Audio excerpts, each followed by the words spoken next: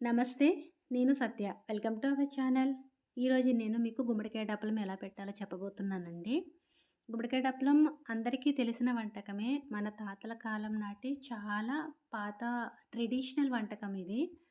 అప్పట్లో ఏదైనా అకేషన్ అయినా, శుభకార్యాలు ఏం జరిగినా సరే గుమ్మడికాయ డప్పలంతో విత్ ముద్దపప్పు కాంబినేషన్. ఈ సాంబార్లు అవి లేని టైంలో ఎక్కువగా యూజ్ చేసేవారండి. కానీ ఇప్పుడు కూడా చాలా చాలా ఏరియాస్‌లో ఈ గుమ్మడికాయ డప్పలం విత్ ముద్దపప్పు అనేది కూడా యూజ్ చేస్తూ ఉంటారు. సో, తెలియని వాళ్ళ కోసం ఒకసారి మీరు కూడా ట్రై చేసుకోవచ్చండి. గుమ్మడికాయ డప్పలం చాలా ఈజీగానే సాంబార్ చేసుకునేంత కష్టం లేకుండా చాలా ఈజీగానే చేసేసుకోవచ్చు. దీనికి మీకు కూర గుమ్మడికాయ ఒక 2, 3 వెజిటబుల్స్ ఉంటే సరిపోతుంది. అలాగే కూర గుమ్మడికాయ మనకి ఇక్కడ నేను చూపిస్తున్నాను చూడండి. ఈ సైజులో అయితే తీసుకున్నాను దీనికి.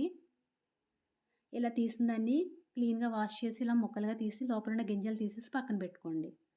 అలానే ఈ గుమ్మడికాయ సైజుకి నేను పెద్ద ఉల్లిపాయ సైజు అంత చింతపండు తీసి 2 లీటర్ల వాటర్ వేసుకొని ముందు నానబెట్టి పక్కన పెట్టేసుకున్నాను. ఇప్పుడు ఇలా నానిన చింతపండు వాటర్‌ని మనం స్టవ్ పై ఒక గిన్నె పెట్టుకొని ఆ గిన్నెలోకి వడపోసుకోండి. ఎందుకంటే మనకి చింతపండులో ఏదన్నా వేస్టేజ్ ఉన్నా, ఏదైనా చెత్త ఉన్నా వచ్చేస్తుంది. ఇలా మనం తేచుకున్న తర్వాత ఈ చింతపండు అందులో ఒక అర స్పూన్ పసుపు, మీ రుచికి సరిపడా కారం వేసి ఒకసారి దాన్ని మరగనివ్వండి. అలాగే ఇందులో నేను యూజ్ చేస్తున్న వెజిటబుల్స్ వచ్చేసి ఒక పెద్ద సైజు వంకాయ, 2 మిడిల్ సైజు ఉల్లిపాయలు, 4 పచ్చిమిర్చి, 2 చిలకడ దుంపలు ఇలా కట్ చేసి పక్కన పెట్టుకున్నానండి.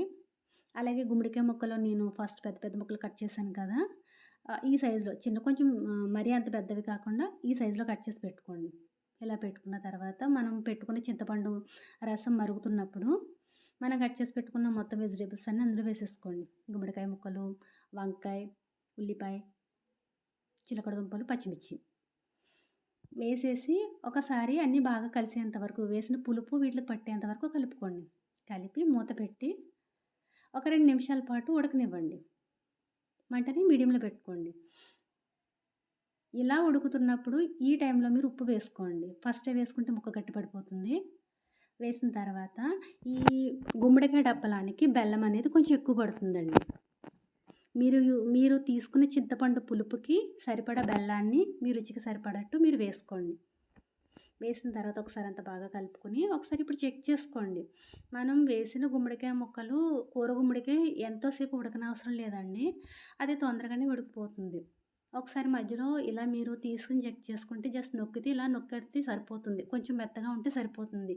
మరీ మెత్తగా అయిపోతే గనక పేస్ట్ అయిపోతుందండి. జస్ట్ ఇలా నొక్కితే మనకి కొంచెం ప్రెస్ అయితే సరిపోతుంది. ఈ టైంలో మంటని సిమ్‌లో పెట్టేసుకోండి. సో, దీంట్లో మనం ఇప్పుడు పోపు వేసుకుందాం. వేరే స్టవ్ పై గిన్నె పెట్టుకొని ఒక 4 టేబుల్ స్పూన్ల ఆయిల్ వేసుకోండి. వేసిన తర్వాత ఫస్ట్ ఆవాలు వేసి వేగిన తర్వాత చితక్కొట్టి పెట్టిన వెల్లుల్లి, అలాగే దీని రుచి కోసం మీకు ఒక అర స్పూన్ మినపప్పు వేసుకోండి. టేస్ట్ అనేది చాలా బాగుంటుందండి. ఎండుమిర్చి, కరివేపాకు వేసి పోపులన్నీ వేగిన తర్వాత మీరు గుమ్మడికాయ డప్పలంలోకి వేసేసుకోండి. వేసేసి మూత పెట్టేసి ఒక నిమిషం పాటు సిమ్‌లో బాగా మగ్గనివ్వండి. ఇలా మగ్గిన తర్వాత చివరగా ఒకసారి మీరు చెక్ చేసుకోండి. మీరు వేసుకున్న పులుపుకి ఉప్పు, బెల్లం సరిపోయిందో లేదో. సరిపోతే గనక దించుకొని వేడివేడిగా సర్వ్ చేసుకోండి విత్ ముద్దపప్పుతో. టేస్ట్ అనేది చాలా అంటే చాలా బాగుంటుందండి. అలాగే చాలా ఈజీగా కూడా వితిన్ మనం అరగంటలో ఈ వంటకాన్ని తయారు చేసేసుకోవచ్చు. రుచి కూడా అలానే ఉంటుందండి. ఒకసారి మీరు కూడా ట్రై చేయండి. ట్రై చేసి ఎలా వచ్చిందో నాకు కామెంట్ సెక్షన్‌లో కామెంట్స్ పెట్టండి. రెసిపీ కనుక మీకు నచ్చినట్లయితే లైక్ చేయండి, షేర్ చేయండి. మరిన్ని వీడియోస్ కోసం ఛానల్‌కి సబ్స్క్రైబ్ చేసుకోండి. Thanks for watching.